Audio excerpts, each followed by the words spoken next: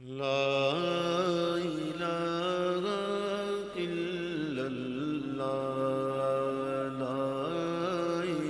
الہ الا اللہ. اعوذ باللہ من الشیطان الرجیم. بسم اللہ الرحمن الرحیم. وَأَقِيمُوا الصَّلَاةَ وَآتُوا الزَّكَاةَ وَارْكَعُوا مَعَ الرَّاكِعِينَ. صدق اللہ مولانا العظیم. ان اللہ وملائکتہ یصلون علی النبی یا ایہا الذین آمنوا صلوا علیہ وسلموا تسلیما. اللہم صل علی سیدنا مولانا محمد وآلہ وعترتہ بعدد کل معلوم لک وعلی آلہ وصحبہ وبارک وسلم. رب اشرح لی صدری ویسر لی امری واحلل عقدۃ من لسانی یفقہوا قولی.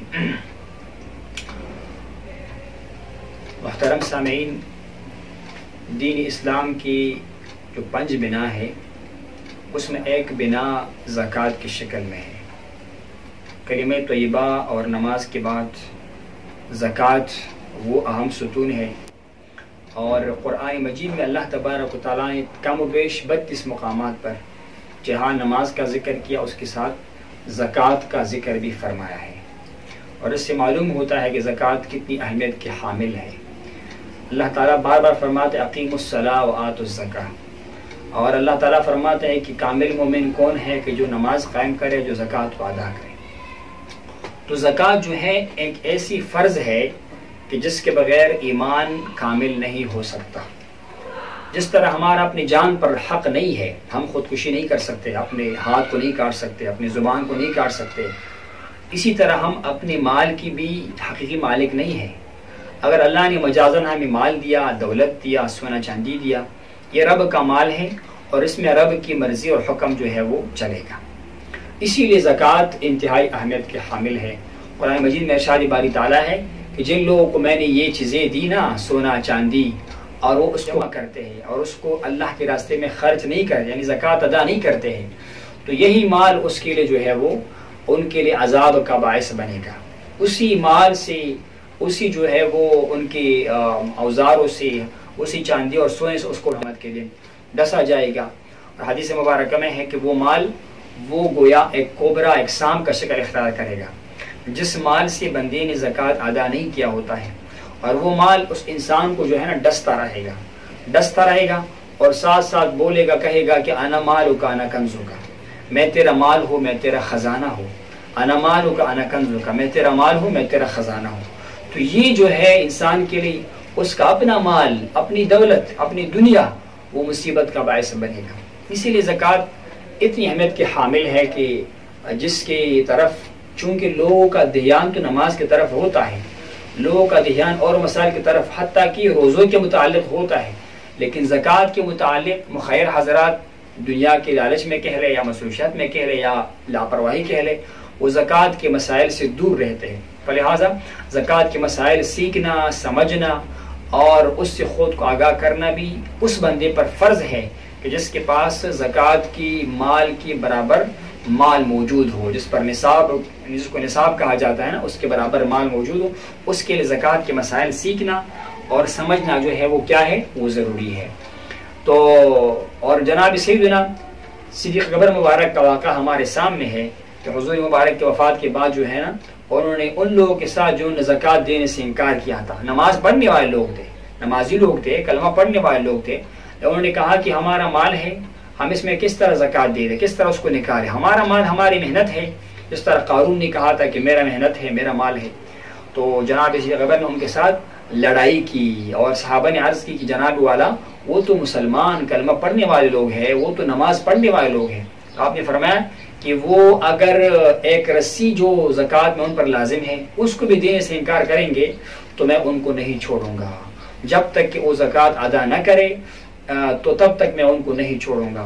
دین کی بنیاد اس کے اوپر ہے. آج جو ہے وہ زکوٰۃ نہیں دیں گے، کل نماز سے بھی انکار کریں گے، کل پھر کلمے سے بھی انکار کریں گے معاذ اللہ.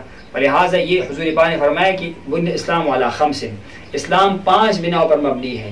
اس میں کیا ہے؟ صلاۃ ہے، اس میں کیا ہے؟ اس میں زکوٰۃ ہے، اس میں صوم رمضان ہے، اس میں حج ہے، اور اول میں کیا ہے؟ وہ کلمہ طیبہ ہے. لہٰذا زکوٰۃ اب وہ انتہائی اہم چیز ہے انشاءاللہ کبھی مکمل تو زکوٰۃ کے متعلق جو حدیث مبارکہ ہے قرآن کی آیتیں ہیں انشاءاللہ اس پر تفصیل ہم روشنی ڈالیں گے۔ آج کا ہمارا یہ درس وہ زکوٰۃ کے مسائل کے متعلق ہے، اور ہمارا موضوع ہے کہ زکوٰۃ کن پر فرض ہے اور کن چیزوں میں زکوٰۃ فرض ہے۔ انتہائی اہم موضوع ہے، اور ہمارے سامنے جو کتابیں ہے بدائع و ثنائی ہے، فتاوی شامی ہے، رد محتار ہے، اسی طرح ہماری فقہ کی کتابیں ہے، کنز ہو گیا، مختصر القدری، کچھ فتاوجات وغیرہ ہے، ان کا خلاصہ جو ہے میں نے نکال کے آپ کے سامنے رکھنا ہے۔ زکوٰۃ صفائی سی ہے، چونکہ اس کے مال میں طہارت آ جاتا ہے، اسی لیے اس کو زکوٰۃ کہا جاتا ہے۔ اور زکوٰۃ جو ہے وہ رمضان کی وجوب سے پہلے، لازم ہونے سے 2 سال پہلے رب کریم جو ہے اس کی فرضیت جو ہے وہ نازل فرمائی اہل اسلام پر۔ اور زکوٰۃ جو ہے وہ انسان پر تب لازم ہوتا ہے جب اس کے ساتھ نصاب کے برابر مال زکوٰۃ موجود ہو۔ پہلے ہمیں یہ سمجھنا چاہیے کہ اموال زکوٰۃ کیا ہے، کن چیزوں میں زکوٰۃ لازم ہے۔ تو یاد رکھیے 4 قسم کی چیزوں میں زکوٰۃ لازم ہے۔ کتنی چیزوں میں؟ 4 چیزوں میں۔ نمبر 1 سونا ہے، سونے پر زکوٰۃ لازم ہوتا ہے جب کہ وہ نصاب تک پہنچے۔ نمبر 2 چاندی پر زکوٰۃ لازم ہوتا ہے۔ نمبر 3 جو ہے وہ مال تجارت پر زکوٰۃ لازم ہو جاتا ہے، مال تجارت پر زکوٰۃ لازم ہو جاتا ہے۔ اور نمبر 4 جو ہے وہ کیا ہے، وہ آج کے دور میں نقدی ہے، جس کو روپیہ کرنسی کہا جاتا ہے، کرنسی کہا جاتا ہے۔ چونکہ یہ جو پہلی 2 چیزیں ہیں نا، جس میں سونا چاندی شامل ہے، یہ تو خلقاً اللہ کی طرف سے ہی وہ ایک ثمنی چیز پیدا کیا گیا ہے، یعنی وہ ایسا چیز ہے جس کے اوپر زکوٰۃ لازم ہوتا ہے۔ خدا نے خلقتاً اس کو جو ہے نا منافع والا چیز پیدا کیا ہوا ہے، کاروبار والا چیز پیدا کیا ہوا ہے، اس کی طرف لوگوں کا دل مائل ہوتا ہے، اور اس پر تو ہر حال میں زکوٰۃ لازم ہوتا ہے جب کہ وہ نصاب تک پہنچے۔ کہ مال تجارت کی وجہ سے اس میں مبادلہ ہو مال کا مال کے ساتھ، یا اس میں منافع کا ارادہ کیا جائے، تو چاہے کوئی بھی چیز ہو اس پر جو ہے وہ زکوٰۃ اس نیت کی وجہ سے لازم ہو جاتا ہے، چاہے وہ سونا چاندی کیوں نہ ہو یا اس کے علاوہ کوئی چیز ہو، اس پر زکوٰۃ جو ہے وہ کیا ہو جاتی ہے، لازم ہو جاتی ہے۔ اور چوتھی چیز کیا ہے، وہ نقدی ہے، کرنسی، جس طرح آج کے دور میں جو ہے نا ڈالر ہو گیا، یورو ہو گئی، یا آج کے جو ہے وہ ریال، سعودی ریال ہے، امارات کا درہم ہے، ہمارے پاکستان کا روپیہ ہے، یہ نقدی کی شکل میں، چونکہ یہ عرفاً ثمن ہو گیا، یعنی خلقتاً اللہ نے اس کو پیدا نہیں فرمایا کہ یہ جو ہے یہ سونا چاندی کی طرح ہے۔ بعد میں مرور زمانہ کے ساتھ، تغیر زمانہ کے ساتھ جو کاغذ کا روپیہ ہے، انہوں نے بھی وہ شکل اختیار کی ہے جو سونے چاندی کا شکل ہے۔ کوئی بھی آج کل بازار میں خرید و فروخت سونے کے ساتھ نہیں کرتا کہ دکاندار کو سونا دے دے یا چاندی دے دے یا درہم دے دے، بلکہ وہ کیا کرتا ہے، وہ اس کو اپنا پیسہ دے دیتا ہے، وہ پیسے کے ساتھ نکاح بھی ہو جاتا ہے، معاملات بھی ہو جاتے ہیں، خرید و فروخت بھی ہوتا ہے، سفر بھی ہوتا ہے، اور ضمانتیں بھی ہو جاتی ہے، ہر چیز میں جو ہے نا معاملات میں وہ روپیہ استعمال ہوتا ہے۔ اسی لیے ہماری فقہا جو اس دور کے ہے، مطلب معاصر جو فقہا ہے، چاہے ہمارے پاکستان میں جو بڑی مسالک ہے 2، چاہے وہ حضرات بریل ہو یا دیوبند ہو، دونوں کا متفق فیصلہ ہے کہ جو کرنسی ہے، جو نقدی ہے، جو روپیہ ہے، یہ بھی جو ہے عرفاً ثمن ہی ہے، اور جو زکوٰۃ سونے چاندی کے نصاب میں ہوتا تھا، اگر یہ رقم اس کے نصاب کو پہنچ جاتی ہے تو اس پر بھی زکوٰۃ لازم ہوگا، اگر وہ حاجت اصلیہ سے کیا ہو، اس سے زائد ہو۔ تو اسی لیے یہ 4 چیزیں ہمیں یاد رکھنی چاہیے جن کے اوپر زکوٰۃ جو ہے وہ لازم ہوتا ہے۔ میں دوبارہ عرض کرتا ہوں، نمبر 1 سونے پر زکوٰۃ لازم ہو جاتا ہے، نمبر 2 چاندی پر، نمبر 3 وہ جناب والا مال تجارت پر، اور نمبر 4 جو ہے وہ کیا ہے، وہ نقدی پر، کرنسی وغیرہ پر زکوٰۃ لازم ہو جاتا ہے۔ اس کے علاوہ ایک 5ویں چیز ہے، لیکن چونکہ وہ اس کا بالکل الگ نظام ہے، الگ نصاب ہے، اور وہ کچھ لوگوں کے ساتھ اس کا معاملہ ہوتا ہے، اور وہ ہے بہائم کا، وہ ہے جانوروں کی زکوٰۃ۔